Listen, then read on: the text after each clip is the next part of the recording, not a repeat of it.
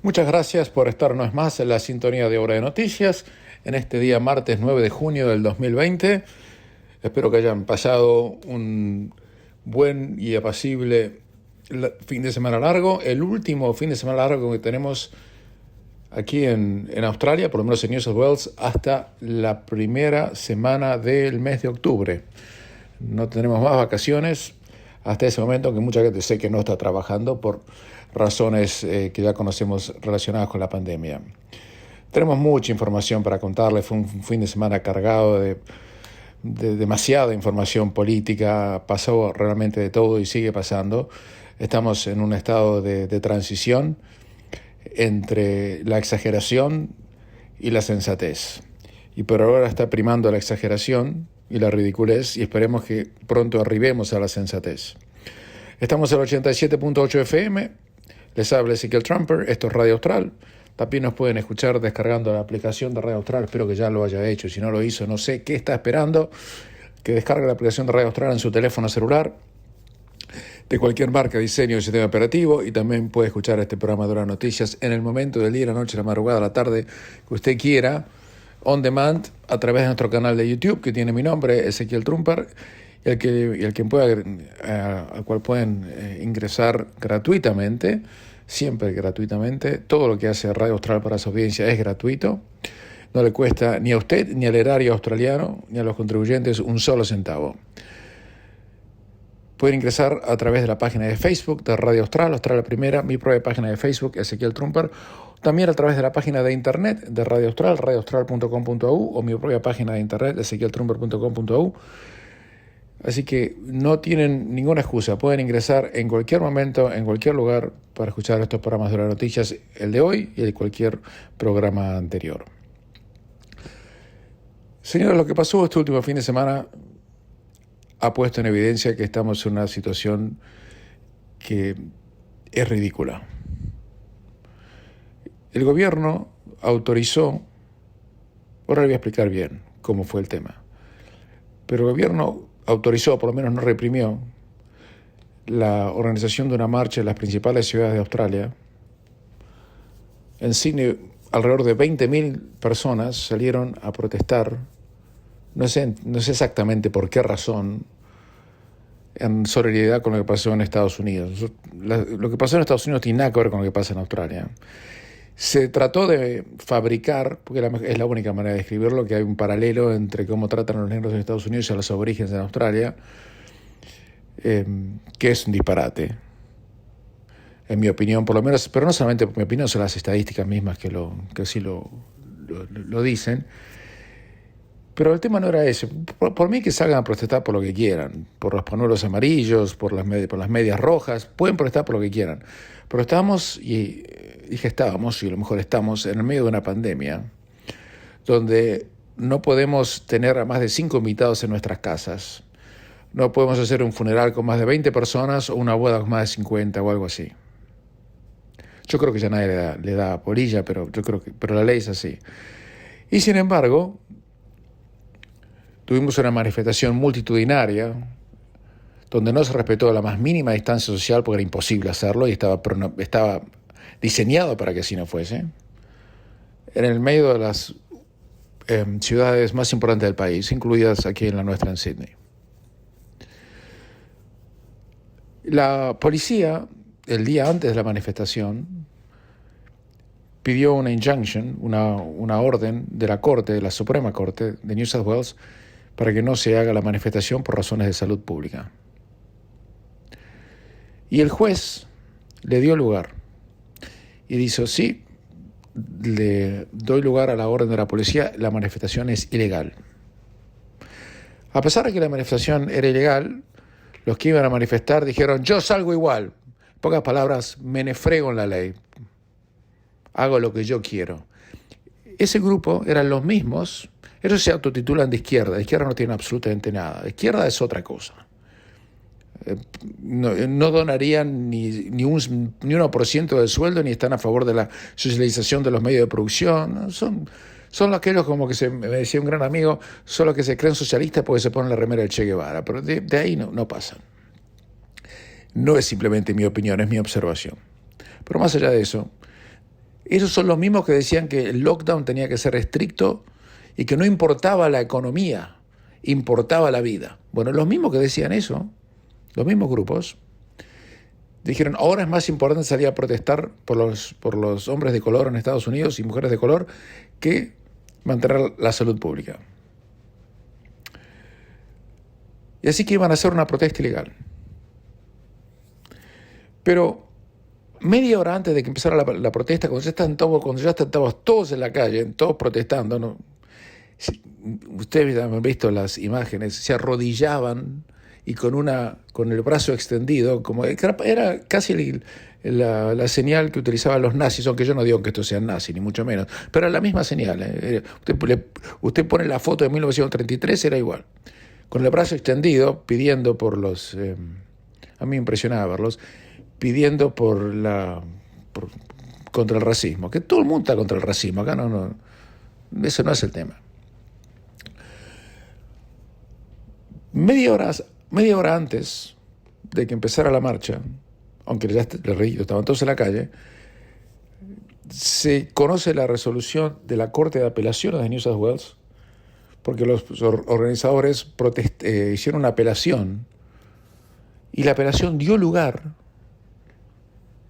a que la marcha era legal. Ahora, yo no sé qué estarán pensando estos jueces, yo no voy a decir nada, como soy abogado me callo la boca, me parece que es una decisión bastante imprudente, pero la tengo que respetar. Nada más que por ser abogado, como ciudadano les diría otra cosa, pero me callo la boca. Pero usted me preguntará a mí, pero Ezequiel, ¿cómo puede ser? Si pasaron una ley por la cual yo no podía salir de mi casa sin tener una excusa razonable, si le pusieron multas a gente que estaba comiéndose un sándwich en un banco de una plaza solo, si estaba prohibido salir a pescar, ¿cómo puede ser que no pueden poner una ley para que la gente no pueda salir a protestar por la pandemia? Y ese es el punto que yo quería hacerle conocer para que se entienda bien. Porque para que no le eche solamente la culpa a los jueces o a la policía. Lo que pasó fue que la Premier de New South Wales, Gary Berejiklian, le dicen en inglés, pero en armenio es Berejiklian, yo lo voy a pronunciar en armenio, ella no intentó promulgar una legislación prohibiendo la protesta. Así como cuando usted le podían poner una multa porque estaba fuera de su casa sin una excusa razonable, que no lo podía justificar, como se lo pusieron a mucha gente, o como si le podían meter una multa porque tenía 8 invitados en su casa y no 5 o 2 como en un momento, o ninguno en un momento que no podía tener, se la podían poner porque había una ley que lo especificaba. Pero la Premier de New South Wales, o de otros estados lo mismo, no quisieron promulgar legislación prohibiendo la marcha. Porque si hubieran promulgado legislación poniendo la marcha, la policía no tenía por qué ir a la Corte Suprema de New South Wales pidiendo una orden que la marcha sea declarada ilegal. La marcha hubiera sido ilegal. Y si la marcha hubiera sido ilegal porque había legislación que así lo prohibía, no había nada que discutir y la Corte ni siquiera se hubiera molestado en este tema, hubiera dicho el Parlamento dijo tal cosa, eso es lo que dice la ley, punto y aparte. No hubiera existido ni siquiera una apelación, nada. Pero no lo hizo el poder político, no lo quiso hacer. Y Berejiklian, un acto insólito, y también los otros premios de los otros estados, dijeron, no podemos, mira el cinismo, no podemos evitar y prohibir el derecho de protesta. Y yo desde mi casa, sin ser abogado, ciudadano común, le digo, pero para la mano, ¿cómo no puedes prohibir el derecho de protestar si me prohibiste el derecho de salir de mi casa? Si me prohibiste el derecho de ir a ver a mi mamá el Día de la Madre, si me prohibiste el derecho de hacer tantas otras cosas, ¿cómo me vas a decir ahora que no puedes sacar una ley prohibiendo el derecho a la protesta? En el medio de una pandemia, donde nos están pidiendo que hagamos cola hasta en los supermercados con 1,5 metros de distancia para no contagiarlos, y vas a permitir que haya 20.000 personas, unos al lado de otros, como si fueran en la tribuna popular de un estadio de fútbol en Sudamérica, todos juntos. ¿Cómo? Pues no lo hicieron. Igual, la obligación de mantener distanciamiento social y demás existía. ¿Y sabe cuántas multas y contravenciones la policía de New South Wales emitió durante la marcha de 20.000 personas? Ninguna. Ninguna. O sea que hicieron la vista gorda. Yo me imagino el pobre tipo que tiene una multa por alguna de estas contravenciones en las últimas semanas, debe estar que se debe querer comer la multa en un sándwich. Y si todavía tiene que ir a la corte, yo iría a la corte y le diría, mire, señor juez, usted no me puede poner una multa por esto, porque hace 2 días había 20.000 personas en la calle y la policía que me multó a mí no multó a ninguno. Y acá están las fotos. ¿Por qué me van a multar a mí si no multaron a ellos? Y aquí vamos al punto central. O hay pandemia o no hay pandemia. Y en Australia ya no hay más pandemia. Esto hace mucho que lo venimos diciendo. Hace 2 semanas que no tenemos ni siquiera una sola víctima fatal. Tenemos 3, 4, 5 casos por día, que la gran mayoría de gente que viene del extranjero y que son puestos en cuarentena y que no circulan por la calle con el coronavirus adentro. Se terminó. Se terminó. Esta semana, la primera ministra de Nueva Zelanda ha dicho que va a levantar, a partir de hoy en realidad, todas las restricciones. Se terminó. Vuelven a lo que había antes. Ya está. Porque no hay más coronavirus. No tiene más ningún caso. Hace 2 semanas que no tiene un solo caso y dice, basta. Nosotros tenemos que hacer lo mismo. Pero no estamos haciendo lo mismo. Nosotros tenemos todavía las fronteras entre los estados cerrados. La gente de la industria turística, de restaurantes y demás, muriéndose de hambre. Literalmente. Viviendo de dádivas del gobierno. Y no son solamente los que tienen hoteles. El otro día hablaba con una persona que se dedica a arreglar sistemas de calefacción y aire acondicionado. Y me decía, me estoy quedando sin trabajo. Digo, pero perdón, la gente necesita calefacción, necesita aire acondicionado. Sí, pero los hoteles no necesitan más. Entonces yo me quedé sin trabajo. Porque todo lo que es la industria de construcción, todo lo que es la industria hospitalaria, no necesita más nada. Bueno, está todo parado. Y mientras los políticos, esto es una burla, lo que hicieron es una burla, nos dicen, no pueden salir a trabajar, tienen que trabajar desde la casa, no pueden haber más de 12 personas en un ómnibus, no puede haber más de 30 personas o lo que sea en un vagón de tren. Y dejan que 20.000 energúmenos salgan a protestar por las calles de Sydney sin el menor distanciamiento social. Muchachos, acá los políticos han perdido, como se dice en la jerga futbolística, han perdido el vestuario. En inglés se diría they lost the dressing room. ¿Y ahora qué hacemos? ¿Cómo pueden ahora los políticos seguir insistiendo que tengamos estas restricciones cuando ellos mismos no hicieron nada para que no se contravengan? ¿Cómo hacemos? ¿Cómo hacen para imponer autoridad ahora? No lo sé. Ahora sí, si en 10 días no tenemos un brote de coronavirus en toda Australia o la ciudad más importante del país, muchachos, nos vendieron un buzón. ¿Usted sabe lo que es que le vendan un buzón? Me imagino que sabe. Era todo mentira. No es que era mentira, se equivocaron. ¿No lo hicieron a propósito? No. ¿Pero se equivocaron? Sí. ¿Y por cuánto? Por muchísimo.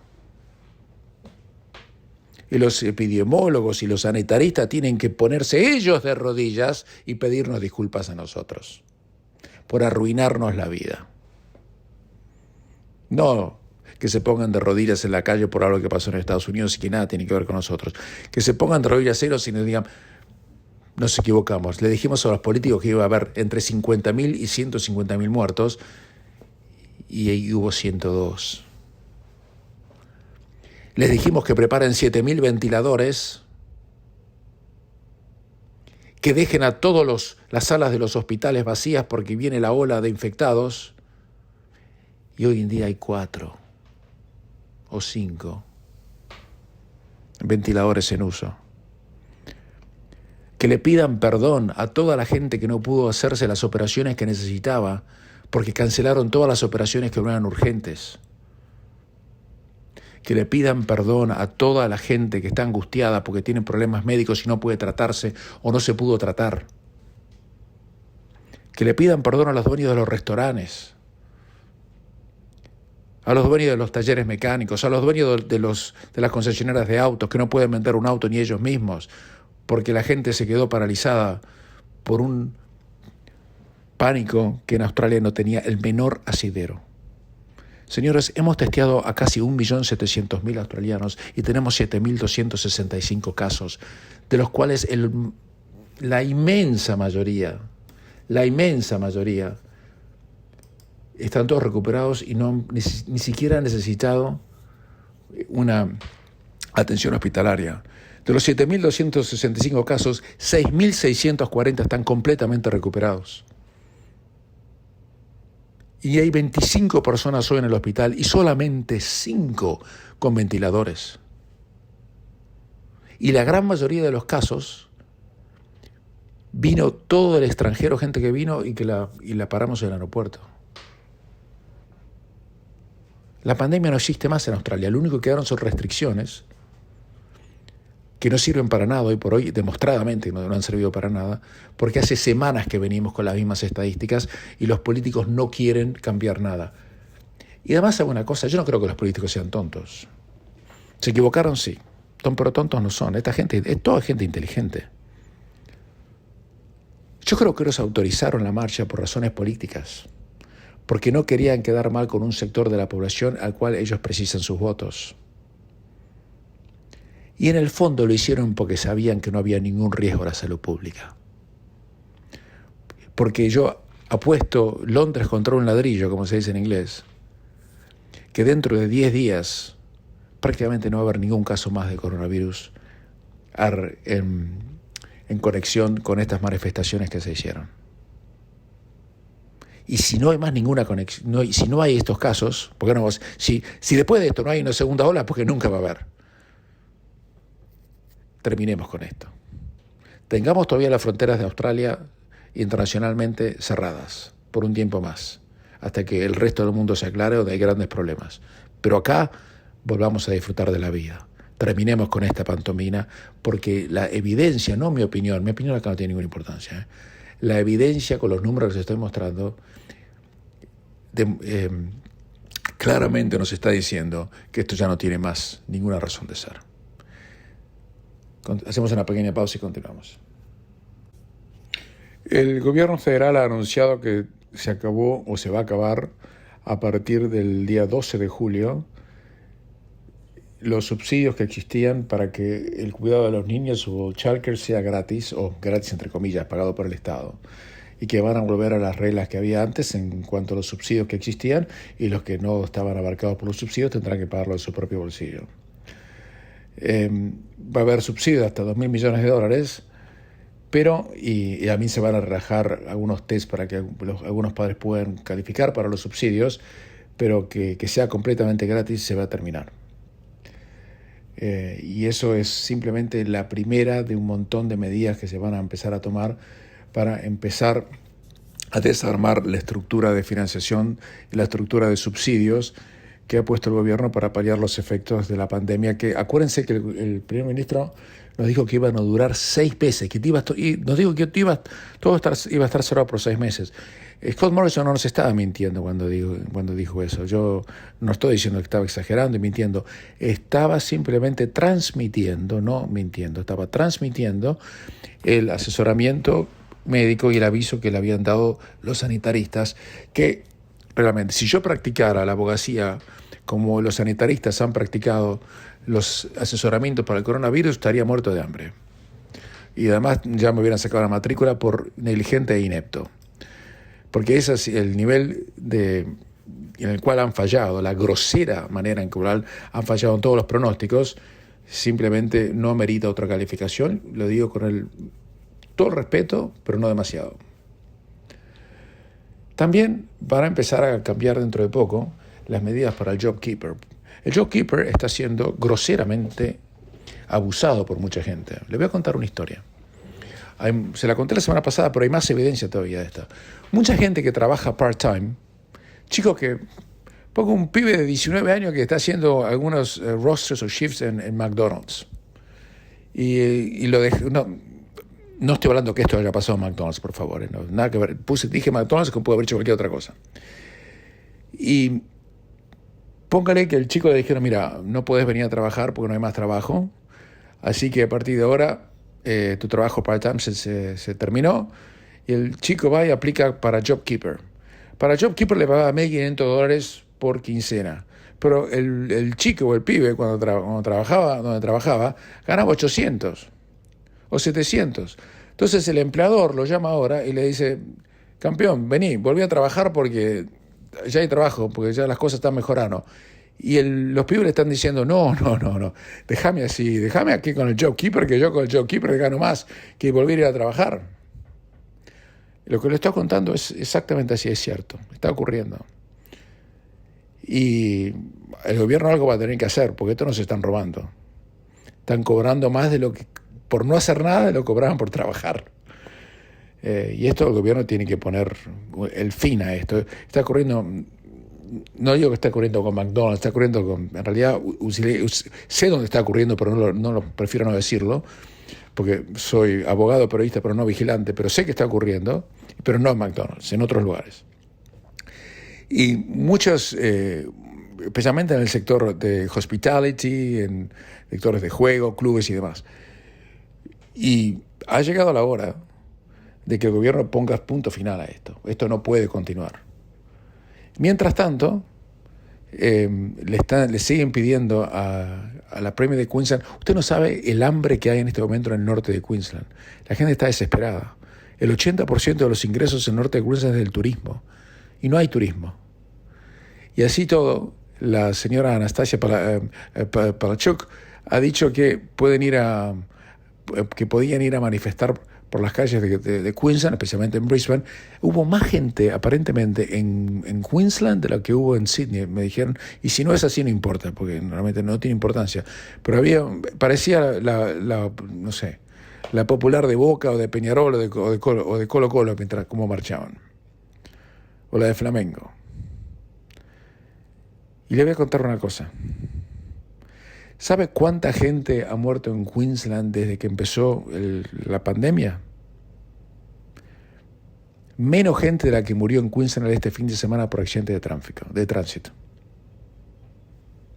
Es una estadística, yo no la inventé. Entonces, no ha llegado la hora de abrir todo y volver a ser un país normal.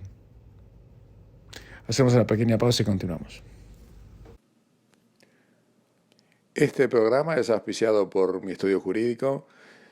Si quieren hacer cualquier tipo de consulta legal, llámame por favor al 0412-388-369. Reitero, 0412-388-369 para cualquier tipo de consulta legal que desee realizar o cualquier otro trámite administrativo, burocrático que necesite hacer en materia de poderes o testamentos. Muchas gracias. Una de las cosas que me cuesta entender del movimiento mundial supuestamente contra el racismo, que para mí enarbola la bandera del racismo, pero tienen otra bandera detrás, hay mucho más anarquismo que otra cosa. Propuestas no tienen ninguna, en mi opinión por lo menos, pero cuando vi que en plena Inglaterra, como ocurrió en la hermosa ciudad de Bristol, destruyeron una estatua en el centro de Londres, mejor dicho. Destruyeron una estatua de Winston Churchill. Me quedé anonadado. Decían que Churchill era un racista. Y pusieron graffiti sobre su nombre y sobre su estatua, que la dejaron completamente desarmada. Incluso en algún momento hasta la quisieron tirar abajo. Yo no sé, y pensaba cuando miraba estas imágenes, si quienes protestaban, que en mi opinión son una manga de salvajes y además una manga de ignorantes que deben ser llevados a la corte y condenados por vandalismo como mínimo, Yo no sé si estos sabían que Churchill se enfrentó a Hitler y a los nazis, que era un enemigo en serio, que era un enemigo que si uno perdía, literalmente lo degollaban o lo metían en una cámara de gas y lo quemaban. Y creo que estos quienes protestaban debían ignorar en la ignorancia y educación, y falta de educación, valga la redundancia, de quién era Hitler. Y además, ¿qué hubiera hecho Hitler con la población negra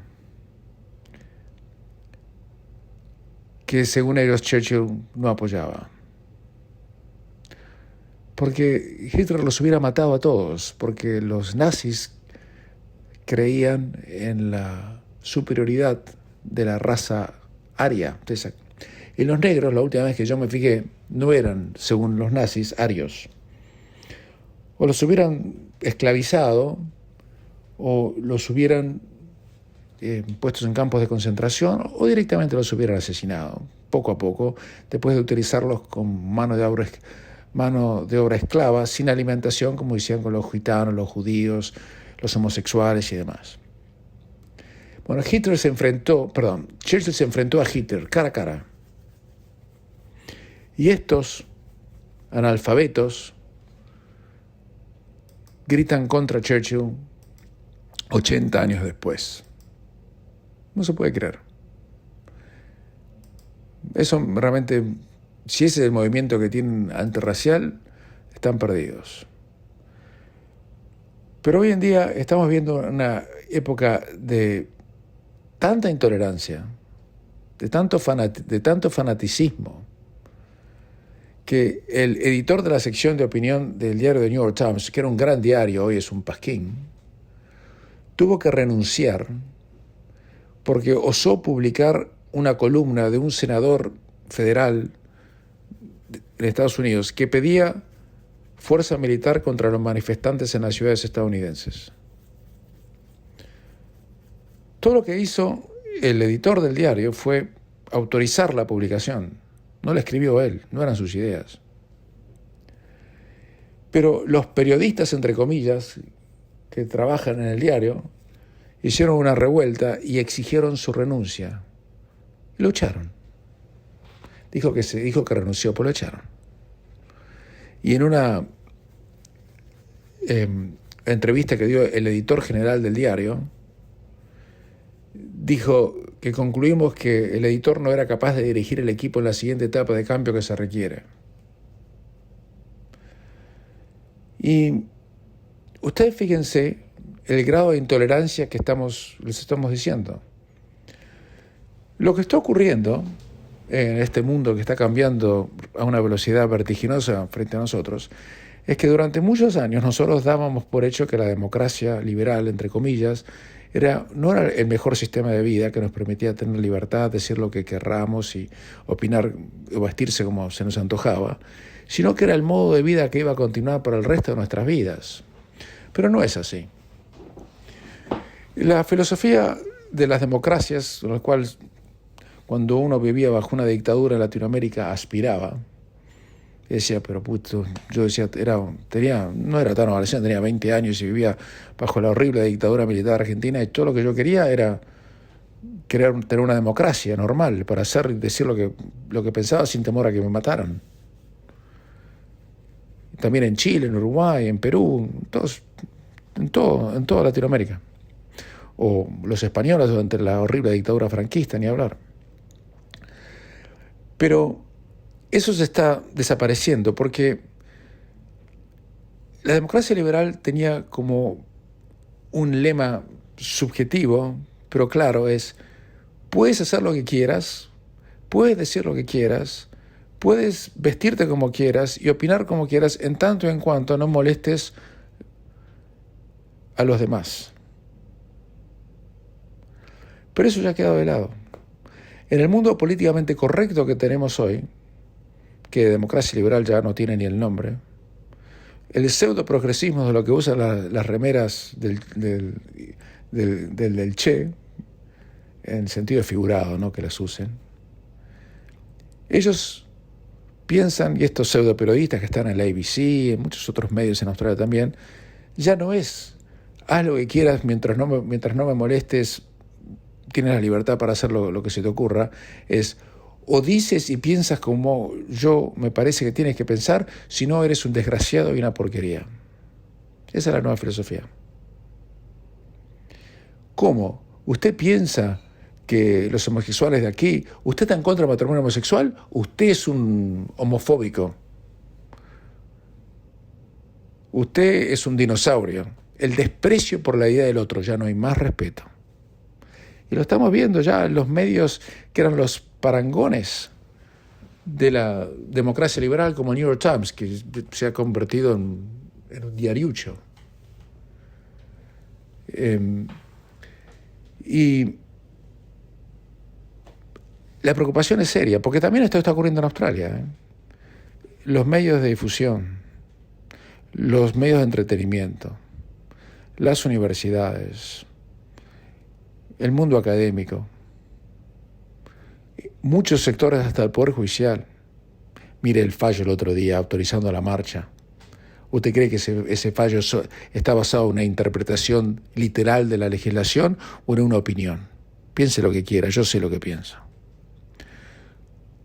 El avance que se ha producido contra la democracia liberal, que ya viene de los filósofos ingleses Stuart Mill o John Locke, para no entrar en grandes filosofías, pero viene de ahí, está prácticamente siendo dejada de lado y reemplazada por la intolerancia. Incluso en las redes sociales se decía durante el pasado fin de semana que el que no se expresaba en contra del racismo era cómplice con los racistas. O sea que usted, si se quedaba en la casa y estaba mirando una película vieja y no se expresaba contra el racismo, usted era un racista. Silence is complicity, decían. El silencio es cómplice. Hacemos una pequeña pausa y continuamos. Y esto que les cuento está reflejado, por ejemplo, en algo que pasó también el día de ayer, cuando se dio a conocer que le dieron el premio de la Orden el award de la Orden de Australia al ex primer ministro Tony Abbott. Que por supuesto, por más que usted esté a favor o en contra de él, eso no tiene ninguna importancia, se lo merece porque fue primer ministro de Australia, porque fue bombero voluntario, porque tuvo una destacada actuación pública durante décadas, ahora ya no es más político, está fuera del Parlamento, y me parece absolutamente razonable y normal que le den un reconocimiento por su labor pública. Aunque usted esté en contra, no tiene importancia. Uno no tiene que ponerse la camiseta para estas cosas. Y sin embargo le han caído, le han dicho de todo. Porque ya no se respeta más nada. Ya no se respeta más nada. Y señoras y señores, lo digo con algo de preocupación. Cuando usted no respeta al otro, no se sienta muy agrandado, porque eso ocurre. Si eso ocurre, lo que va a pasar es que no lo van a respetar a usted el día de mañana. Hoy es el otro, pero mañana es usted. Por eso, cuando yo era estudiante de Derecho muy joven, me dijeron que lo más importante de una democracia liberal no era el respeto por las mayorías, no, sino el respeto por las minorías. Y lo que se está perdiendo es justamente esto último, ¿no? Cambiando de tema por completo, se cree que el precio de las propiedades no va a bajar tanto como se preveía, porque claro, obviamente el coronavirus no ha sido tan grave como se pensaba que iba a ser, por lo menos en la economía australiana estamos hablando, ¿no? En otras partes del mundo están ocurriendo cosas que les vamos a contar en otro momento que son mucho más graves, pero acá no. Piensan que va a bajar alrededor de un 10%. Y eso es muy poco. Porque, fíjese lo que pasó en el mercado accionario, donde bajó un 30%, después subió, o bajó un 40%, después subió otro 30%. Eso no es grave, especialmente la gran mayoría de gente que tiene casa para vivir y que no tiene casa para comprarla y venderla cada fin de semana. Así que los pronósticos que habíamos dado, basados en información que estaba basada sobre lo que los genios sanitaristas nos decían que iba a pasar con la economía y que íbamos a tener que tener la economía cerrada y clausurada por 6 meses, nos dijeron. Bueno, claramente estamos en una situación mucho menos dramática. Así que en ese sentido, Eso es una muy buena noticia. Acuérdense que hace semanas comentábamos que los pronósticos de los bancos, no nuestros, establecían que las casas podían bajar hasta un 33 por 32%. Bueno, eso no va a ocurrir. Eh, por supuesto, no creo que suban. El ANZ está pronosticando que va a haber una caída del 13% en Sydney y en Melbourne, por ejemplo, pero no va a ser una caída tremenda y no se va a quedar la gente debiendo más por la casa que por lo que la casa vale, como pensamos que podía ocurrir en un determinado momento. Así que lo que tengo que decir es, más allá de las críticas y las observaciones políticas, es que estamos en una situación fantástica desde el punto de vista del coronavirus aquí en Australia y que realmente tenemos muy pero muy poco para preocuparnos y es un momento hoy para ser optimista. Tenemos en el mundo más de 7 millones de casos y hay más de 407.000 muertos, pero acá en Australia nada de eso está ocurriendo y estamos en una situación envidiable. Así que quienes vivimos aquí en Australia nos hemos sacado la lotería en relación con el coronavirus. Ahora sí, para que Australia mejore y Australia salga del pozo donde entró por una cuestión sanitaria, los premios y los políticos tienen que estar a la altura de las circunstancias. Y en este momento, para serles muy sinceros, no lo están. Espero que escuchen a la gente que está furiosa y en una semana más empiecen a tomar medidas. Es más, mi pronóstico, sin ningún tipo de fundamento, es un pronóstico absolutamente personal, es que ellos van a esperar unos 10 días más para ver si hay una segunda ola después de las imprudentes manifestaciones que tuvieron lugar el pasado sábado. Y si nada de eso ocurre, creo que van a abrir las fronteras y vamos a empezar a vivir de una manera un poco más normal. Porque tenemos no solamente las fronteras clausuradas, tenemos las fronteras de nuestras familias divididas. ¿Cómo puede ser que uno no pudiera visitar a la familia que vive en Adelaida, que vive en Queensland, que vive en Melbourne? Basta ya. Esto no tiene ninguna justificación. Hacemos una pequeña pausa y continuamos. La situación en Latinoamérica sigue siendo muy, pero muy preocupante. En Brasil la cantidad de muertos ya es altísima. Ayer murieron 815 personas. En este momento haya habido más de 37.312 muertos en Brasil a la medianoche de ayer. Para poner esto en contexto, en Rusia, que es un país que ha sido azotado, murieron menos de 6.000 personas. En España han muerto 27.000, en Gran Bretaña, que es el segundo país más afectado, han muerto 40.000, y Brasil ya está a tiro de Gran Bretaña, digo esto en el mejor sentido de la palabra, y sin faltar respeto a nadie, y seguramente lo va a sobrepasar en los próximos días si continúa la tendencia. Esto es muy pero muy grave. En Chile también la situación es dramática, ya tienen 2.200 muertos prácticamente, y 135.000 o 134.000 infectados. Eso significa que la tasa de mortalidad en Chile es de 115 personas por cada millón de habitantes. En Brasil es de 176 personas por cada millón de habitantes. En México es de 106 personas por cada millón de habitantes. Han tenido unos 13.700 muertos en ese país. En China, por ejemplo, parece que no se muere nadie. Sí, en 4.634 hace semanas. Aparentemente o no los cuentan o deben haber desarrollado alguna inmunidad de la cual nosotros desconocemos. En la Argentina preocupa mucho que siga aumentando el número de infectados, a pesar de que casi no testean a nadie. Tiene una de las tasas de testeo más bajas del mundo, con apenas 193.000 testeos o 194.000 testeos, para dar números redondos. Australia tiene 1.600.000, para poner en perspectiva, ¿no? En los Emiratos Árabes, que es un país con menos de 10 millones de habitantes, han testeado 2,5 millones de personas. En Argentina, con 45 millones, han testeado a menos de 200.000.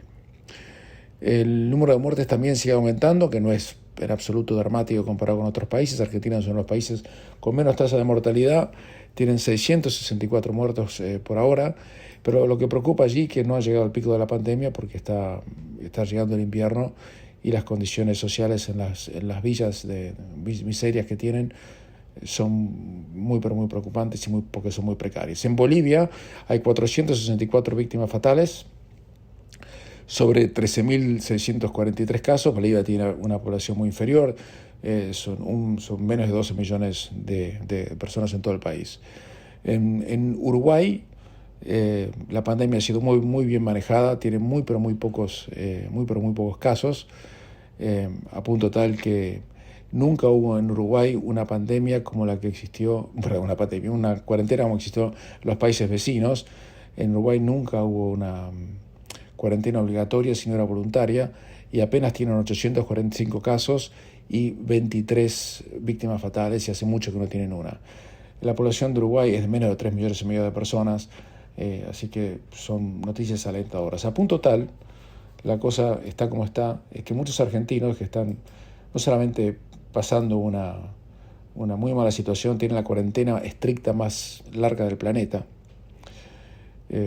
prácticamente están encerrados en las casas y no pueden salir. Le dijeron que el barbijo recién mejor se lo pueden sacar a partir de Navidad, imagínense, ¿no? Todo lo que falta hasta Navidad. Para salir a la calle es un delito salir a la calle sin barbijo. Además, en muchos países pasa eso, ¿no?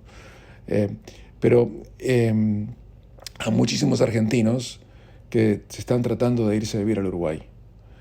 Y hay muchos estudios jurídicos y contadores que están recibiendo consultas sustanciales por parte de ciudadanos argentinos que se quieren ir. Y eso pasa porque el nuevo presidente que tiene en Uruguay, que se llama Lacalle, ha dicho que, pero Lacalle poco para decir el nombre completo, está dándole facilidades a no solamente a los argentinos, pero obviamente está dedicado a los argentinos, para que se vayan a vivir al Uruguay, porque hasta hace poco se tenía que hacer una inversión de $1.700.000 para irse a vivir al Uruguay, que eso obviamente es muchísimo dinero, especialmente en Latinoamérica, pero ahora lo han bajado, o lo van a bajar, a 500.000. Y eso, al flexibilizar los requisitos para obtener la residencia fiscal, hace que muchos argentinos se quieran ir, porque lo que ocurre es que en la Argentina la presión fiscal para la gente que tiene recursos medios para arriba es insoportable. Son los países con mayores impuestos del mundo, mientras que si van a vivirse al Uruguay le dan 5 años de gracia sin pagar impuestos, y si tienen, por ejemplo, la plata en bancos en el exterior o invertida a través de bancos en el exterior, si viven en Uruguay no tienen que pagar impuestos por la renta o los dividendos generados por esos capitales fuera del Uruguay. Así que el problema que esto va a ocurrir es que Argentina, que está pasando por una crisis económica brutal, con ya estar en default y demás, además de la pandemia, esto venía de antes de la pandemia, por encima ahora tienen la pandemia, si los argentinos no pueden competir con las facilidades impositivas que le está dando en Uruguay, la gente que tiene plata de la Argentina se va a ir, no se va a quedar. Por supuesto, el que tiene campo no puede llevarse el campo en Uruguay, pero a lo mejor lo puede vender e irse a otro lado. Va a ser un problema muy serio, porque cuando un país no es competitivo desde el punto de vista impositivo, sufre. Si aquí en Australia los impuestos, en vez de ser lo que son, los duplicarían, y en Nueva Zelanda siguen siendo más bajos que en Australia, yo les puedo asegurar que muchísimos millones de australianos nos iríamos a Nueva Zelanda. Bueno, esto es lo mismo. Así que es otro problema más que tienen en la Argentina en relación a lo que está pasando. Hacemos una pequeña pausa y continuamos. Para completar el tema que les decía recién y para traer los datos, en la Argentina le quieren cobrar a la gente el 2.25% todos los años de la plata que uno pueda tener. O no solamente la plata, de los activos que uno pueda tener, de cualquier propiedad que uno pueda tener, especialmente fuera del país. Cualquier cuenta que usted tenga en el extranjero, por el 2.25% de lo que tenga todos los años se lo tiene que dar al gobierno. No importa si usted tiene una hipoteca, por ejemplo, sobre la casa. Póngale que usted tiene una casa que vale $500.000 y una hipoteca que vale $300.000. Bueno, le cobran el impuesto sobre los $500.000, aunque usted deba los $300.000. Están locos completamente. Es un gobierno de ultraizquierda, pésimamente administrado por gente demasiado incompetente, en mi opinión, y van a terminar destruyendo un país que ya venía muy, pero muy mal. Cambiando de tema, imagínense, ¿quién va a querer pagar 2.25% todos los años sobre los bienes que tenga?